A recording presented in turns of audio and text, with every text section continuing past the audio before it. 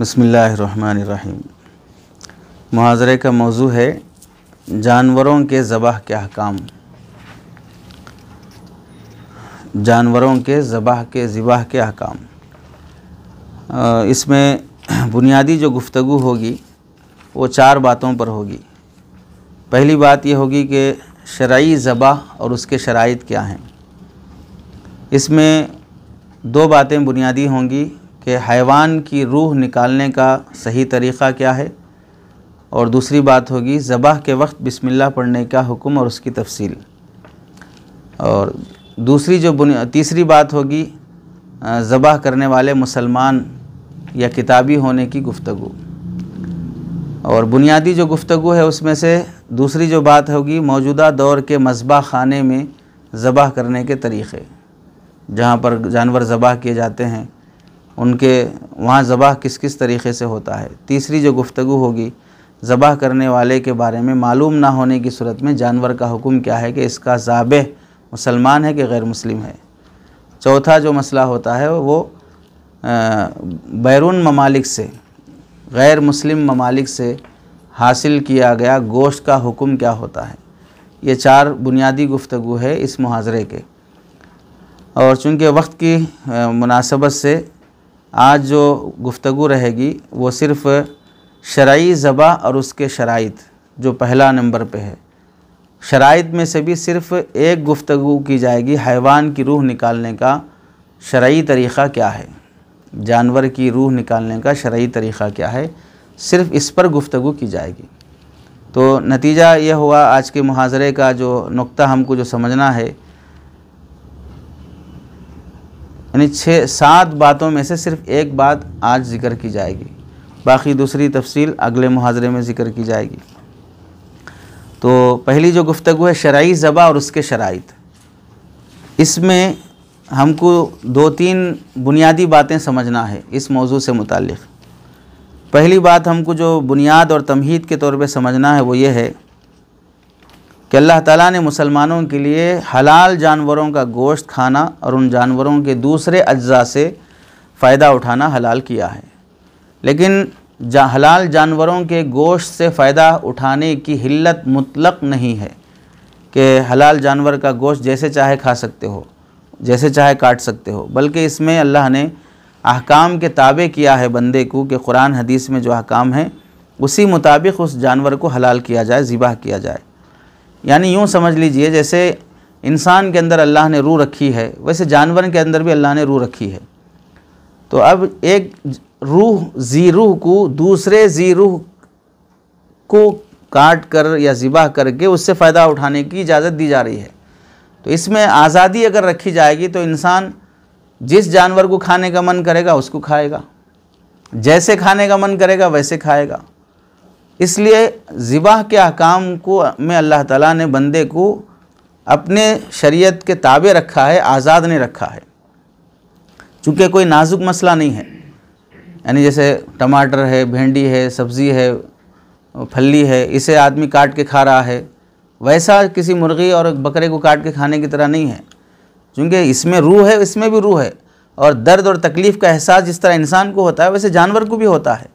तो एक ज़ीरूह का दूसरे ज़ीरूह से फ़ायदा उठाना, और वो भी काट कर ज़िबाह करके जान ख़त्म करके, एक है ज़िंदा रह के फ़ायदा उठाना, जैसे हल चलाने के लिए है, बैलगाड़ी है, घोड़ा गाड़ी है, बार बर्दारी है, बोझ उठाने के लिए है, तो ये अलग बात है।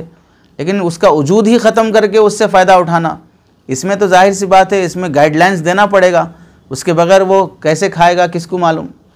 तो एक ये बहुत बड़ी चीज़ है अल्लाह की तरफ से कि अल्लाह ने बंदे को राहत और तकलीफ़ जिस तरह बंदे को महसूस होती है वैसे जानवर को भी महसूस होती है। फिर भी अल्लाह ने इंसान को अशरफुल मखलूक़ात बनाया और कायनात के लिए मखदूम बनाया है, और सारी कायनात को और सारी मखलूक़ात को अल्लाह ने इंसान के मसाले और फ़वाइद के लिए पैदा किया है। हुवल्लज़ी ख़लक़ लकुम मा फ़िल अर्ज़ि जमीआ, सारी ज़मीन की पैदाइश और मखलूक़ात तुम्हारे फ़ायदे के लिए है। तो अल्लाह ताला ने इंसान के लिए हैवान को ज़बाह करके खाने का जो हुक्म दिया है ये ख़िलाफ़ असल है। असल में देखा जाए तो असल में एक ज़ीरूह को रूह के साथ अपनी तबई मौत से जाना चाहिए।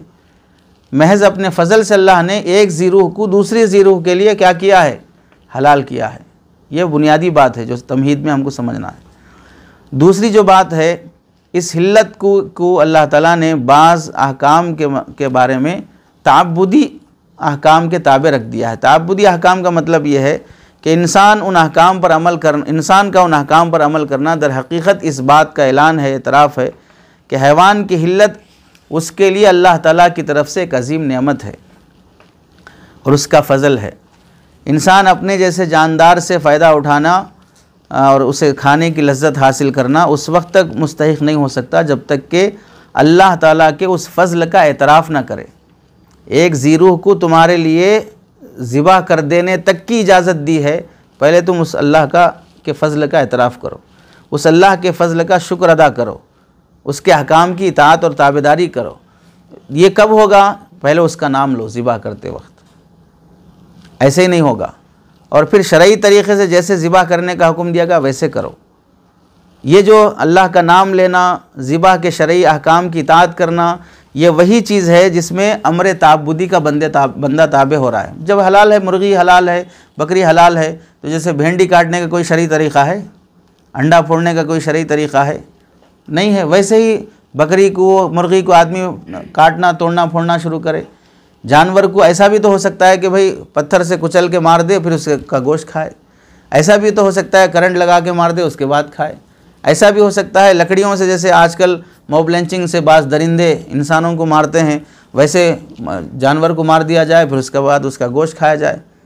मुख्तलिफ़ तरीक़ों से हो सकता है। गोश्त खाना ही है तो ज़िबा ही क्या ज़रूरी है, लेकिन अल्लाह ने ताबे किया है। ताबे इसी वास्ते किया है, पहले तुम इस बात का एहसास पैदा करो, एक ज़ीरो को हमने तुम्हारे हवाले किया, उसका शुक्र बजा लाओ। वो शुक्र का तरीक़ा यह है कि ज़िबा के अहकाम की पाबजाई करना और अल्लाह के नाम पर उसे ज़िबा करना। ये दूसरी बात हुई। तीसरी बात जो तमहीद के तौर पे हमें समझना है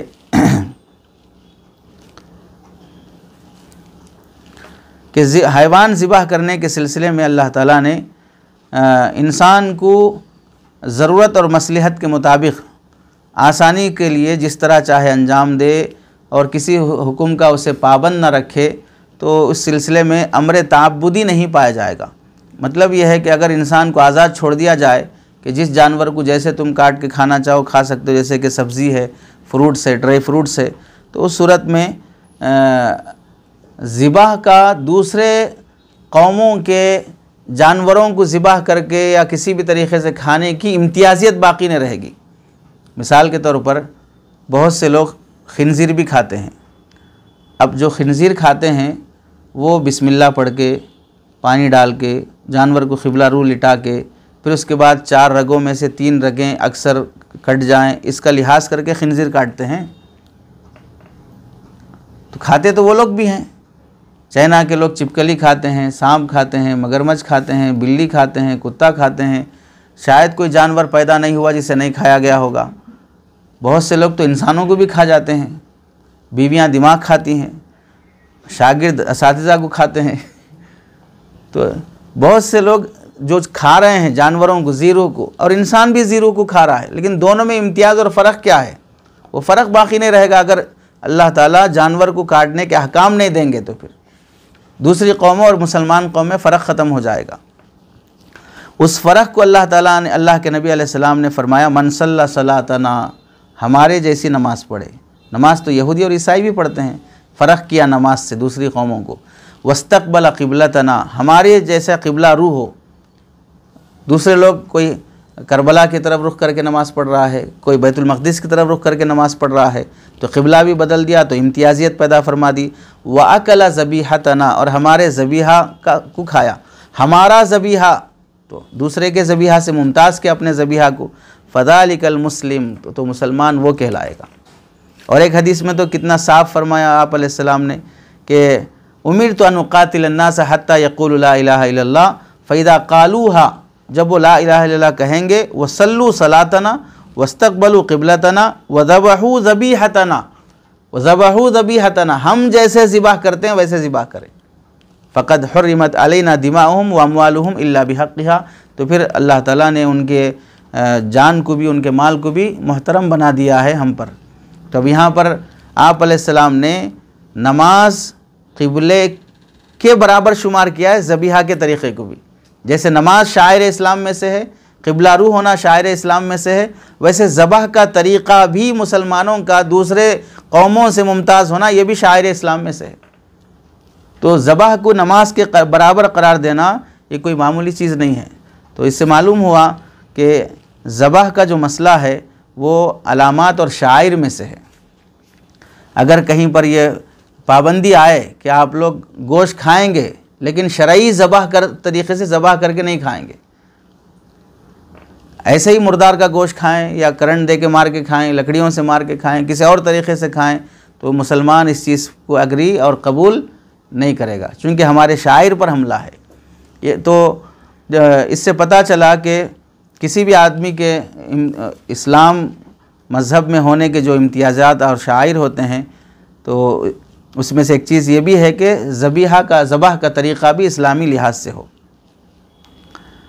अब इस सिलसिले में अल्लामा इब्न हजर फरमाते हैं, वफ़ीही अन्ना उमूर अन्नासी महमूलतुन अला ज़ाहिर फ़मन अज़हरा शिआर अद्दीनी उजरियत अलैहि अहकाम अहलिही मा लम यज़हर मिन्हु खिलाफ़ ज़ालिक। तो शायर का मतलब ये होगा कि लोगों का मामला ज़ाहिर पर महमूल है, लिहाजा जो शख्स दीन के शिआर का इजहार करे तो जब तक वो उसके ख़िलाफ़ कोई बात सरजद ना करे, उसको उस पर दीन के मानने वालों के अहकाम जारी होंगे। तो इसका मतलब ये हुआ कि अगर कोई आदमी ज़बह हैवान और जानवर ज़बह करने के सिलसिले में शरीयत के ख़ास अहकाम के ताबे होगा तो समझा जाएगा कि वो शायर इस्लाम का लिहाज रख रहा है और मुसलमान है, और ज़बह के अहकाम के ताबे नहीं रहेगा तो समझा जाएगा कि वो शायर के ताबे नहीं है और मुसलमान नहीं है। चुनांचे ज़िबह हैवान जानवर को ज़िबह करने के अहकाम मुस्तकिल देने में मसलिहत है कि इंसान किसी जानवर को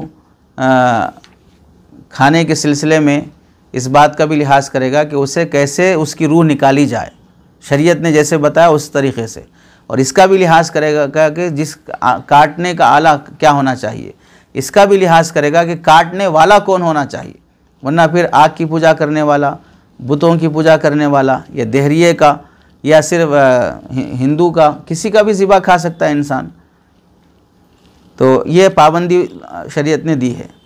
और आखिरी बात जो तमहीद के तौर पे समझना है वो ये है, हैवानात और नबातात में अल्लाह ताला ने दोनों चीज़ें अल्लाह ताला ने इंसानों के फ़ायदे के लिए बनाई हैं, हैवानात भी और नबातात भी, लेकिन नबातात के लिए वो शराइत नहीं है जो हैवानात के लिए हैं। चुनांचे सब्ज़ी किसी भी होटल से ख़रीद के खाने के लिए शर्त नहीं है कि सब्ज़ी किस खेत से लाई गई है, काटने वाला मुसलमान था कि नहीं था, सब्ज़ी पकाने वाली पाक थी कि नापाक थी, ये सब शराइत सब्ज़ी ख़रीदने, सब्ज़ी खाने, सब्ज़ी लेने देने के सिलसिले में नहीं देखा जाएगा। लेकिन गोश्त अगर किसी दुकान पर मिलता हो तो किसने काटा है, किस जानवर का है, ये भी देखा जाएगा।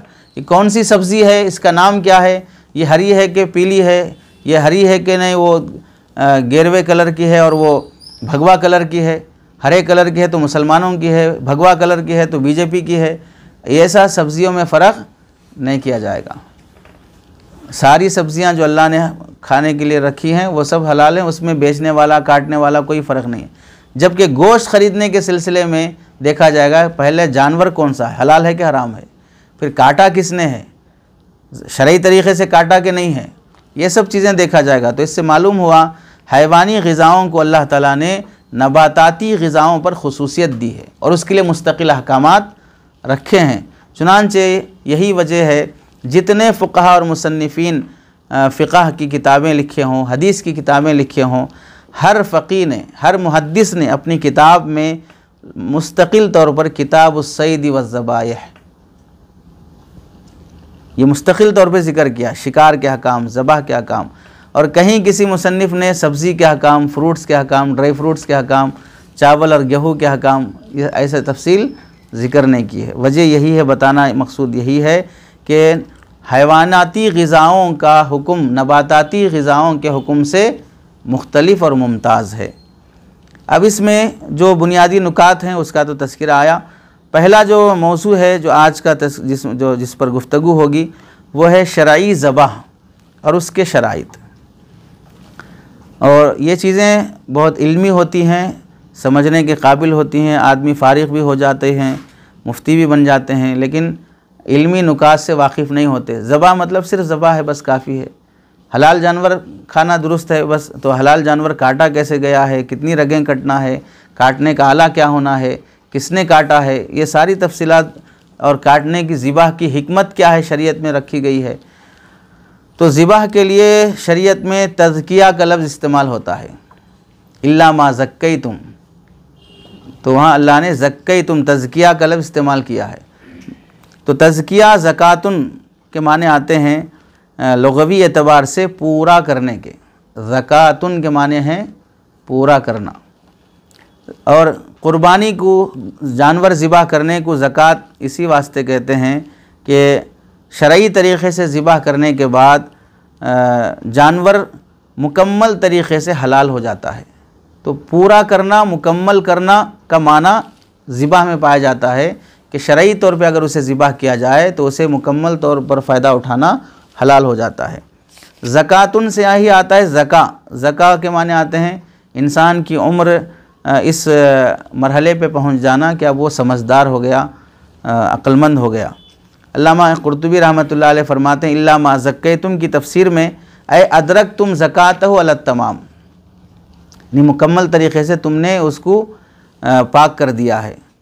बाज़ उलमा तज़किया शरई का की तारीफ़ करते हैं ततीब के माने में। ततीब माने खुशबूदार बनाना, तज़किया ततीब से माखूज़ है खुशबूदार बनाना। अहले अरब कहते हैं राइहतुन ज़कियतुन, बेहतरीन खुशबू। जब हैवान को का खून बहा दिया जाता है तो उसकी खुशबू भी उम्दा हो जाती है, अब उसमें बदबू नहीं आती है। खून जब तक रहता है तो उसके अंदर बदबू आती है, क्योंकि खून नापाक जानवर, नापाक चीज़ है। यह है तज़किया का लुग़वी माना। तो तज़किया का माना हुआ, दो माने ज़िक्र किए गए, एक माना है पूरा करना, मुकम्मल करना, और उस माने की मुनासबत से ज़िबाह का में ये मुताबकत होगी कि ज़िबाह करने से जानवर मुकम्मल तौर पे हलाल होता है, उससे इस्तिफ़ादा करना। दूसरा माना ज़िक्र किया गया तज़किया ततीब से है कि खुशबूदार बनाना, जानवर का खून निकल जाने से वो खुशबूदार हो जाता है। तीसरा इस्तिलाही माना तज़किया का ये है कि इज़हाक़ु रूहिल हैवान बित्तरीक़िल मशरूइल लज़ी यजअल लहमहु हलालन लिल मुस्लिम, ऐसे शरई तरीक़े से हैवान की रूह निकालना जिसके नतीजे में उसका गोश्त मुसलमान के लिए हलाल हो जाए। ये इस्तिलाही तारीफ़ है। अब इस इस्तिलाही तारीफ़ में आम तौर से शरई अहले लुग़त और जो भी साहिब फ़न होते हैं उनके नज़दीक जिन्स और फ़स्ल पर मुश्तमिल, नौ और फ़स्ल, जिन्स और फ़स्ल पर तारीफ़ मुश्तमिल होना चाहिए कि भाई जिन्स, नौ, फ़स्ल जो भी तारीफ़ के लिए ज़रूरी है कि मालहू माले के साथ तारीफ़ की जाए। तो उस लिहाज से ये तारीफ़ मुतलक़ है, शराइत पर मुश्तमिल नहीं है। शराइत क्या हैं? शरई तरीक़े से जानवर की रूह निकालना जिससे जानवर मुकम्मल तरीक़े से मुसलमान के लिए हलाल हो जाए। तो शराइत के तीन बुनियादी बातें हैं। पहली बुनियादी बात है जानवर की रूह निकालने का सही तरीक़ा, और दूसरी बुनियादी बात है ज़बाह करते वक्त अल्लाह का नाम लेना।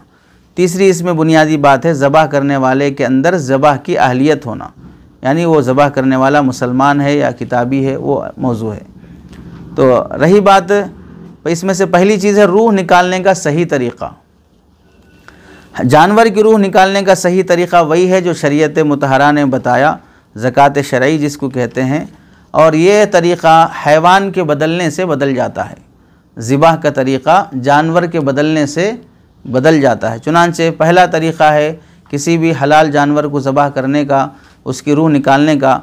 अगर जानवर वहशी है जिसकी वजह से वो पकड़ में नहीं आता, ज़बाह करना मुमकिन नहीं है, या जानवर मानूस नहीं है, या मानूस तो है लेकिन बिदक गया है, तो ऐसी सूरत में तो एक है वहशी, दूसरा है मानूस।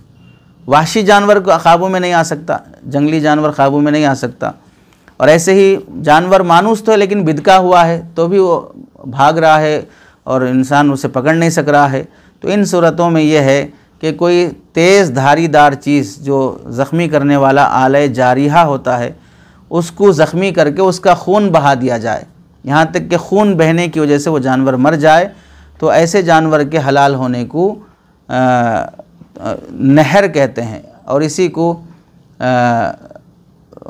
ज़ब्ह इस्तरारी भी कहते हैं। ज़ब्ह इस्तरारी कि मजबूरी में इसको ज़बह किया गया है। तो यहाँ पर इसे लिटाना, 4 रगें कटना, ये सब चीज़ें शर्त नहीं है इसके लिए, बस उसका खून बहा दो किसी तरीके से, उसके जिस्म का खून निकल जाए। तो ऐसी जगह पे वार करो या ऐसा उसे ज़ख्मी कर दो कि उसका जिस्म का खून निकल जाए। हत्ता कि इसे नहर करना भी इसके लिए शर्त नहीं है। नहर यानी गर्दन के पास ज़ख्मी करना, ये ज़कात इस्तरारी इसे कहते हैं। दूसरा है जानवर की रूह निकालने का तरीक़ा कि अगर जानवर के ज़बाह पर इंसान कुदरत हासिल रखता है तो, और वो मानूस भी है या वहशी है लेकिन उस पर काबू पा लिया है, बिदका हुआ नहीं है, तो ऐसे जानवर के को ज़िबाह करना ज़रूरी है। यानी लिटा कर जो रगें होती हैं जिससे खून बहना ज़रूरी है, उन रगों का काट कर खून बहाना उस पर वाजिब होता है। इस सिलसिले में पहली दलील है, हज़रत नबी करीम सल्लल्लाहु अलैहि वसल्लम से एक साहिब ने पूछा, या रसूल अल्लाह अफ़नस्बहु बिलक़स्बी, क्या हम बाँस की लकड़ी से या बाँस के छिलके से जानवर ज़बह कर सकते हैं? फ़क़ाल रसूलुल्लाह सल्लल्लाहु अलैहि वसल्लम मा अनहरद दमा, जो चीज़ भी जानवर का खून निकाल दे, वधु की रस्मुल्लाह, और उस पर अल्लाह का नाम लिया गया हो, फ़कुल, तो तुम उसे खाओ। तो अब यहाँ पर आप अलैहिस्सलाम की हदीस से क्या मालूम हुआ कि खून निकलना चाहिए जानवर का। इससे मालूम हुआ जानवर के ज़बह करने में तो रगें काटने ही को ज़बह कहते हैं, रगें काटने को ही ज़िबाह कहते हैं, जिससे जानवर का खून निकल जाए। और जानवर का खून ना निकले लेकिन जानवर मर जाए तो फिर उसे ज़िबाह नहीं कहते। जानवर मर जाए किसी भी तरीक़े से लेकिन खून उसका ना निकले तो उसे ज़िबाह नहीं कहते हैं। चुनांचे आप अलैहिस्सलाम ने ऐसे ज़िबाह से मना फरमाया है। हदीस में आता है, नहा रसूलुल्लाह सल्लल्लाहु अलैहि वसल्लम अन शरीतति शैतान वहियल्लती तस्बहु फ़यक़तउल जिल्दा वला तफ़री अल औदाजा ततरुक हत्ता तमूत तुतरक हत्ता तमूत। आप अलैहिस्सलाम ने शैतान के चीरे से मना फरमाया। शैतान का चीरा क्या है? जानवर को इस तरह ज़िबाह किया जाए कि उसकी खाल कटकर उसको काट कर उसे छोड़ दें, उसकी रगें ना काटी जाएं यहाँ तक कि वो जानवर मर जाए, तो इसे ज़िबाह नहीं कहा जाता और ये जानवर हलाल भी नहीं होता क्योंकि खून अंदर का बाहर नहीं निकला है। तो शरीता इसे फरमाया। शरीता की तफसीर अल्लामा इब्न असीर ये करते हैं, अन्नाका वो ऊँटनी, व नहवा या उस तरह का कोई जानवर, अल्लती शुरितत उसिरा फ़ी हलक़िहा असरन यसीरन, कि उसके हलक़ में कोई ज़ख़म कर दिया गया लेकिन उसके रगों को नहीं काटा गया जिससे जानवर मर गया, तो इसे शरीता कहते हैं। तो आप अलैहिस्सलाम ने ऐसे जानवर को फरमाया कि ये शैतानी असर है, ये अन शरीतति शैतान, ये शैतानी तरीक़ा है। क्यों फरमाया आप अलैहिस्सलाम ने? वकान हादा मिन फ़िअलिल जाहिलिया, ज़माने जाहिलियत के लोग यक़तऊन शयअन यसीरन मिन हलक़िहा, कहीं से पैर काट दिया, कहीं से दुम काट दी, कहीं से कोई और जिस्म का हिस्सा काट दिया, जानवर तड़प तड़प के मर गया, फिर उस जानवर का गोश्त खाते थे। तो ये इस तरह से करने का जो काम है, कान शैतान हमलहुम अला ज़ालिक, शैतान ऐसी हरकतें करने पर उन्हें उभारता था, तो इस वास्ते ऐसे जानवर को मंसूब भी कर दिया गया शैतान की तरफ। तो इससे आप अलैहिस्सलाम ने मना फरमाया है। और एक हदीस में आप अलैहिस्सलाम से किसी ने पूछा, या रसूल अल्लाह इन्ना अहदना असाब सईदन, हमें से कोई आदमी शिकार करता है, वलैसा माहु सिक्किन, उसके पास चाकू नहीं होती अब वो शिकार को ज़बह करने के लिए, अयतबहु बिलमिरवा व शिक्कतिल असा, क्या वो शख्स किसी आईने से और किसी लकड़ी के धार से उसे ज़िबा कर सकता है? तो आप अलैहिस्सलाम ने फरमाया, अमरिरी दम बिमा शीता, जानवर का खून बहा दो, जिससे चाहे बहाओ बाहर सूरत, वज़्कुर इस्मल्लाह अज़्ज़ वजल, और उस पर अल्लाह का नाम लो। ये बुनियादी बात हुई, एक तो जानवर का खून निकलना, दूसरा उस पर अल्लाह का नाम होना। चुनांचे एक हदीस में आप अलैहिस्सलाम से ही पूछा गया, इन्नी उर्सिलु कल्बी फ़ाख़ुदु सैद, मैं अपने कुत्ते को शिकार के पीछे दौड़ाता हूँ, वो शिकार को पकड़ता है, फ़ला अजिदु मा उज़क्कीही बिही, लेकिन मेरे पास कोई ऐसा आला नहीं होता जो जिससे मैं ज़िबा करूँ। फ़ाज़बहु बिलमिरवा व बिलासा, तो क्या मैं चश्मे शीशे से या लकड़ी के धार से ज़बा कर सकता हूँ? तो आपने फरमाया, अनहिरिद्दम बिमा शीता वज़्कुर इस्मल्लाह अज़्ज़ वजल, एक तो खून निकालो और अल्लाह का नाम लो उस पर। तो इस पूरी गुफ्तगू का ख़ुलासा क्या हुआ कि खून निकलना बुनियादी नुक्ता है और ज़िबा के वक्त अल्लाह का नाम होना ये बुनियादी शर्त है। इन तमाम हदीस से यही हदीस से की बुनियाद पर फ़ुक़हा ने ज़बह शरई के लिए शर्त लगाई है कि ज़िबाह में रगें काटना ज़रूरी है, ज़बाह में रगें का कटना ज़रूरी है। चुनांचे आप अलैहिस्सलाम की हदीस भी है, हज़रत इब्न अब्बास रज़ी अल्लाह तआला फरमाते हैं, मा फ़रल अवदाज फ़कुल हो, जिस जानवर के रगें काट दी जाएं उस जानवर को तुम खा सकते हो, यानी हलाल जानवर की रगें काट दी जाएं उसको खा सकते हो। अब यहाँ पर हज़रत इब्न अब्बास ने अल अवदाजा का लफ्ज़ इस्तेमाल फरमाया। अवदाज वदजुन की जमा है, वदजुन की जमा है। वदजुन के माने आते हैं ये एक अलग रग का नाम है जो गर्दन में होती है। चुनांचे इस सिलसिले में अल्लामा इब्न मंजूर इब्न सईदा रहमतुल्लाह अलैह लिखते हैं, अल वदजानी इरकानी मुत्तसिलानी मिनर रासी इला सखरी वल जमउ अवदाज। वदजान ये दो रगें मिली हुई होती हैं और सर से फेफड़े तक जाती हैं, और वदजुन की जमा अवदाज आती है। चुनांचे इस लिहाज से फ़ुक़हा ने लिखा है कि वदज के इस्तेमाल में तवस्सु इख्तियार करते हुए वदजुन में 4 रगें शामिल हैं, वदजुन में 4 रगें शामिल हैं। चुनांचे अल्लामा कासानी लिखते हैं, सुम्मल अवदाज अरबातुन अल हुल्कूम वल मिरई वल अरिकान अल्लज़ानी बैनहुमा अल हुल्कूम वल मिरई। अवदाज 4 रगें हैं, एक हुल्कूम है, एक मिर्री है, और 2 वो रगें हैं जिनके दरमियान हुल्कूम और मिर्री होती है। तो गोया के 4 रगें हो गई जिसका कटना चाहिए ज़बह शरई में। अगर बाज़ रगें काट दी जाएं, बाज़ छोड़ दी जाएं तो जानवर के हलाल होने में फ़ुक़हा का इख्तिलाफ़ है। 4 रगें कटना ज़रूरी है, बाज़ कटी बाज़ नहीं कटी तो अब वो हलाल है कि हराम है जानवर। इतने लोग जानवर ज़िबा करते हैं, वो कौन सी रग कटनी है वो भी नहीं मालूम है, किधर होती है वो भी नहीं मालूम है। तो 4 रगों में से कोई कटा कोई नहीं कटा, तो इस सिलसिले में फ़ुक़हा का क्या मसलक है? पहला मसलक इमाम शाफ़ी रहमतुल्लाह अलैह का। तो बुनियादी नुक्ता तो क्या मालूम हुआ, ज़बह शरई में यानी जिस जानवर को लिटा कर ज़िबा किया जाता है, मुर्गी हो, बकरा हो, गाय हो, बैल हो, भैंस हो, ऊँट हो, कोई भी हलाल जानवर, तो उसके हलाल होने के लिए लिटा कर जब उसे ज़िबा करते हैं, ऊँट का तो नहर होता है, ऊँट को लिटाना आसान नहीं है, तो उसे खड़ा खड़े के ही ज़िबा किया जाता है जिसे नहर कहते हैं। तो जिसमें ज़िबा होता है उसमें 4 रगों का कटना बुनियादी बात है। कम कटी तो क्या हुक्म? इमाम शाफ़ी फरमाते हैं हुल्कूम और मिरई का कटना वाजिब है, और ज़कात शरई के लिए यानी शरई ज़िबाह के लिए इन दोनों रगों का कट जाना काफ़ी है। अगरचे वदजैन में से कोई एक रग भी ना कटे, तो 4 में से 2 कट जाए तो इमाम शाफ़ी के पास हलाल है जानवर। दूसरा मसलक इमाम मालिक रहमतुल्लाह अलैह का, इसमें आपकी रिवायत मुख्तलिफ है, अलबत्ता उनकी किताबों में राजे कौल ये है कि उनके नज़दीक हुल्कूम और वदजैन में से वदजैन को काटना वाजिब है, मिरई का काटना वाजिब नहीं है। तो मतलब है कि इमाम मालिक के नज़दीक 3 रगों का कटना वाजिब है, चौथी ना भी कटे कोई मसला नहीं, लेकिन 3 में 2 वदजैन है और 1 हुल्कूम है। इमाम अहमद बिन हम्बल रहमतुल्लाह अलैह का जो मसलक है उसमें मुख्तलिफ़ रिवायत हैं। एक रिवायत में उनका कौल इमाम शाफ़ी के मुताबिक है, यानी 2 रगें कट जाएँ तो काफ़ी हैं, और दूसरी रिवायत में वदजैन और मिरई दोनों का कटना वाजिब है। तो इसमें गोया कि ये हो गया कि इमाम शाफ़ी के पास 2 रगें, मिरई और हुल्कूम का कटना वाजिब है। इमाम मालिक रहमतुल्लाह अलैह के पास 3 रगें, वदजैन और हुल्कूम का कटना वाजिब है। इमाम अहमद के पास एक कौल तो वो है जो इमाम शाफ़ी यानी 2 कटना का, दूसरा वो है 3 रगें कटना वाजिब है, जिनमें से 2 वदजैन हैं और 1 मिरई है। इमाम मालिक के पास हुल्कूम था, इनके पास मिरई है, तो 3 रगें कटना इनके नज़दीक है। इमाम अबू हनीफ़ा रहमतुल्लाह अलैह के पास मसलक ये है कि अगर कोई सी भी 4 रगों में से 3 रगें काट दी जाएं और 1 रग छोड़ दी जाए तब भी जानवर हलाल होगा।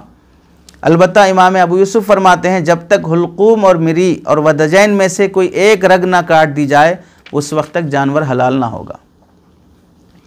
इमाम अहमद फरमाते हैं जब तक 4 रगों का अक्सर हिस्सा ना कट जाए उस वक्त तक जानवर हलाल ना होगा। 4 रगों में से अक्सर हिस्सा ना कट जाए उस वक्त तक जानवर हलाल ना होगा। इससे क्या मालूम हुआ मंदरज बाला इख्तिलाफ से कि तमाम फ़ुक़हा का इस बात पर इत्तेफाक है कि ज़कात इख्तियारी, ज़बह इख्तियारी का महल हलक़ है, यहाँ कटना है, वो हलक़ के पास, नरखरा जिसे कहते हैं, जहाँ से जानवर सांस लेता है। और जानवर के हलाल होने के लिए 4 रगों में से 1 से ज़्यादा रगों का कटना बहर सूरत ज़रूरी है।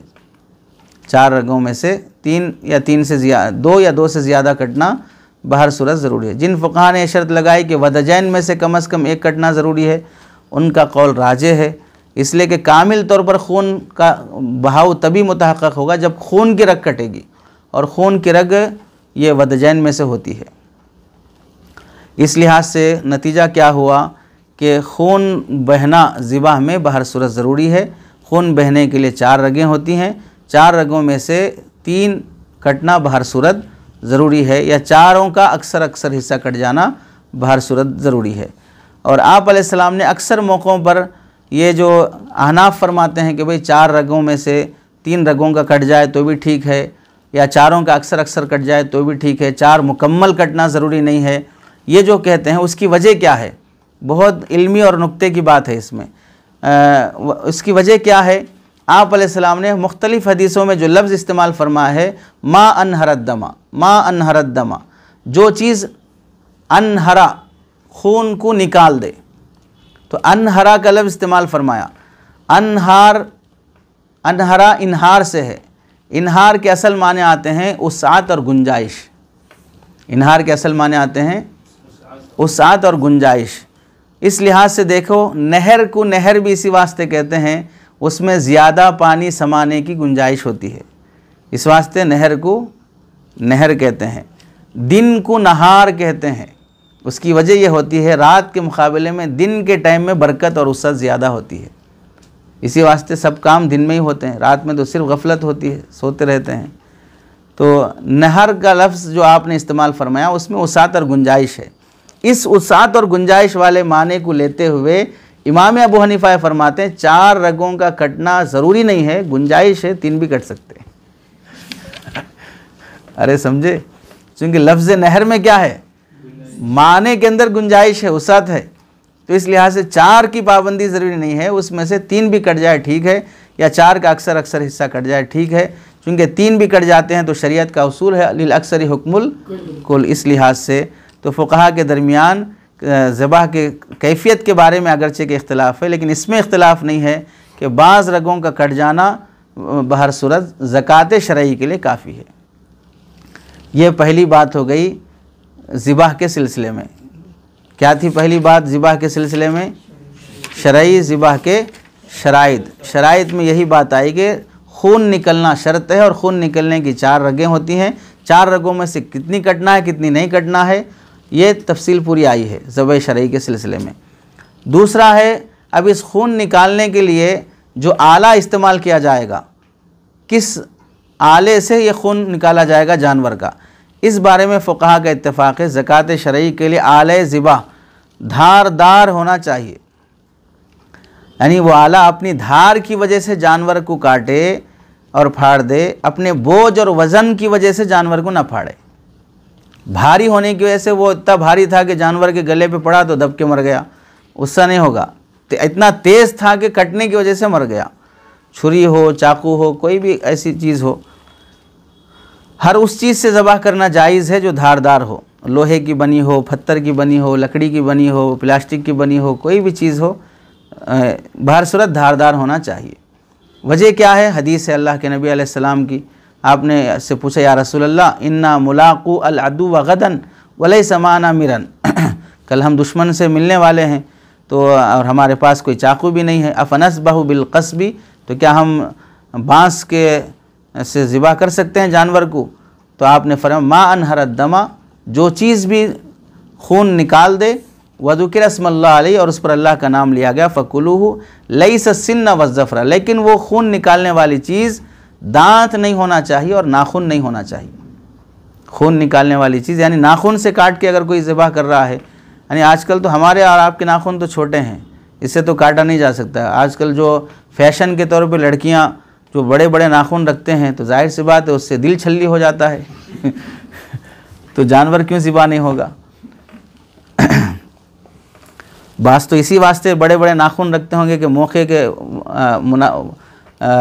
मौका मिलने पर हो सकता है कि भाई बेड पर ही शोहर को ज़िबा कर दिया जाए चाकू लेके आने तक की भी देरी गवारा ना हो। और जितने भी परिंदे हैं नोच खाने वाले हैं, और फिर इसी तरह शेर और चीता हैं, ये सब भी जो जानवर पर हमला करते हैं वो नाखूनों से ही होता है, पंजों से ही होता है। इतने धारीदार और तेज़दार उनके नाखून होते हैं। तो मतलब है कि नाखून भी ज़िबाह का एक आला है, लेकिन नाखून और दांत से ज़िबाह नहीं करना चाहिए, आप अलैहिस्सलाम ने मना फरमाया। अब इस हदीस की रूह से देखा जाए तो फुक़हा इस बात पर मुत्तफ़िक़ हैं कि भाई ऐसा आला होना चाहिए जिससे काटने और खून बहाने की सलाहियत उस आले में धार की वजह से हो। इस पर सब फुक़हा का इत्तेफाक है। तमाम फुक़हा और तमाम फुक़हा के जो मतबूईन हैं उन सब का इस पर इजमा है। अलबत्ता दांत और नाखून से जो हदीस में मना किया गया, इस बारे में फुक़हा का इख्तलाफ है। अइम्मा हिजाज़ीन ये कहते हैं, अइम्मा हिजाज़ीन का मतलब है कि फुक़हा सलासा, इमाम मालिक, शाफ़ई और इमाम अहमद बिन हम्बल मना करते हैं कि इन हज़रात के नज़दीक कि किसी हाल में भी ज़िबाह करना जायज़ नहीं है, चाहे वो नाखून जिस्म से लगे हों, चाहे वो दांत जिस्म से लगे हों या अलग हों। नाखून निकल चुका, जैसे हमारा और आपका नाखून मामूली है, लेकिन शेर का पंजा है, उसका नाखून है, चील का है, बाज़ का है, तो ये सब के नाखून बहुत तेज़ होते हैं। तो वो उनके नाखूनों से काटा जाए तो जाहिर सी बात है कट जाएगा। तो क्या उन नाखून से ज़िबाह कर सकते हैं? नहीं कर सकते हैं। और ऐसे ही दांत है, हमारे और आपके दांत हो सकता है कि उतने तेज़ ना हो, लेकिन जो जानवर हैं शिकार करके खाने वाले, उनके दांत बहुत तेज़ होते हैं। तो उन दांत से ज़िबाह करना दुरुस्त है या नहीं है? तो ये अइम्मा हिजाज़ीन ये कहते हैं कि दांत चाहे जिस्म से लगे हों या अलग हों, बहर सूरत दांत और नाखून से ज़िबाह करना दुरुस्त किसी सूरत में नहीं है। ब्लेड से ज़िबाह कर लो, छोटी चाकू से कर लो, लेकिन दांत और नाखून से नहीं कर सकते। इमाम अबू हनीफ़ा रहमतुल्लाह अलैह फरमाते हैं कि जो दांत और नाखून इंसान के जिस्म से लगे हों उनसे ज़िबाह करना दुरुस्त नहीं है। हाँ, अलग हो चुके हों तो फिर उनसे ज़िबाह करना दुरुस्त है, इस वास्ते कि अब वो आले ज़िबाह है, अब वो इंसान के जिस्म का वो हिस्सा और उज़्व नहीं है। हाँ, इंसान के जिस्म से लगा हुआ होगा तो उस सूरत में अंदेशा होगा कि भाई ज़िबाह करने में इंसान थोड़ा ऐसे काट रहा है या नहीं तो ऐसे दबा के उसकी गला मत के जान रूह निकाल रहा है, दोनों का एहतमाल हो सकता है। और ज़िबाह से जान निकलना है और गला दबाने से जान नहीं निकलना है, यह फ़र्क बाकी नहीं रहता। और ऐसे दांत अगर मुंह में लगे हों और उससे काट रहा हो तो जाहिर सी बात है कि उसमें दबाव ज़्यादा रहता है, धार कम रहता है, तो इसका फ़र्क हो सकता है। तो और रूह निकलना धार से होना चाहिए, दबाव से नहीं होना चाहिए। ये फ़र्क इमाम अबू हनीफ़ा करते हैं कि नाखून और दांत अलग हो तो इससे इजाज़त है। तीसरी बात इस सिलसिले में आती है कि जानवर की रगें काटे बगैर रूह निकालना। इस सूरत में अगर काटे बगैर जानवर की रूह निकाली जाती है, एक है खुद ब खुद मर जाना, दूसरा है मुस्तकिल मारना लेकिन खून नहीं निकालना उसका। आजकल बहुत से मगरिबी ममालिक में यह नज़रिया चल रहा है कि खून भी एक लजीज़ चीज़ होती है, तो अगर उसे निकाल कर बहा दिया जाएगा तो जानवर के गोश्त की लज्जत ख़त्म हो जाती है। इसलिए जानवर का खून अंदर ही बाकी रहे और गोश्त के अंदर सरायत कर जाए, फिर वो पका के खाया जाता है तो बहुत टेस्टी रहता है। ये भी नज़रिया होता है लोगों का। तो अब इस वजह से भी बहुत से लोग ज़िबाह के बग़ैर जानवर को मारते हैं और फिर उसे काट खाते हैं। इस सिलसिले में फ़ुक़हा का इत्तेफ़ाक़ है कि कुरान करीम में खून निकाले बग़ैर अगर किसी जानवर को मारा जाता है तो उसका गोश्त खाना जायज़ नहीं है। चुनांचे कुरान मजीद की आयत है, हुर्रिमत अलैकुमुल मैततु वद्दमु वलहमुल खिंज़ीर वमा उहिल्ल लिग़ैरिल्लाहि बिही वल्मुनख़निक़तु वल्मौक़ूज़तु वल्मुतरद्दियतु वन्नतीहतु वमा अकलस सबउ इल्ला मा ज़क्कैतुम। अब इसमें से जो जो चीज़ें ज़िक्र की गई, हुर्रिमत अलैकुमुल मैता मुर्दार सबको मालूम है, वद्दम बहता हुआ खून ये भी हराम है, लहमुल खिंज़ीर ये भी हराम है, वमा उहिल्ल लिग़ैरिल्लाहि बिही और जो गैरुल्लाह के नाम पे ज़िबाह किया गया वो भी हराम है।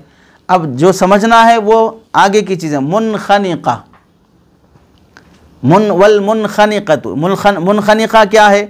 वो जानवर जिसकी मौत गला घुटने की वजह से हुई हो, चाहे उसका गला क़स्दन गला घोंट कर गला दबा के मारा गया हो। जैसे बहुत से केसेस रहते हैं कि भाई शोहर ने बीवी का गला दबा के मार दिया, बीवी ने शोहर का गला दबा के मार दिया, या बीवी ने अपने बॉयफ्रेंड के साथ मिलकर शोहर का गला दबा के मार दिया, या शोहर ने अपनी महबूबा के साथ मिलकर बीवी का गला दबा के मार दिया। कुछ भी हो सकता है। एक वज़ीर आज़म ने दूसरे रियासत के सूबे के MP का गला दबा के मार दिया, कुछ और दबा के मार दिया जैसा भी हो मेरा।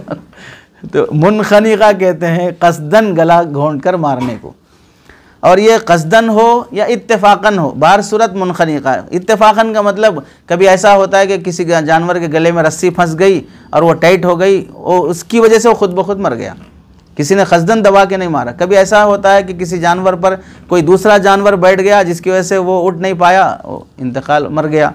तो मुनखनिका गला दबा के घोंटा गया हो तो उसको कहते हैं, तो इस जानवर का गोश्त हलाल नहीं होगा।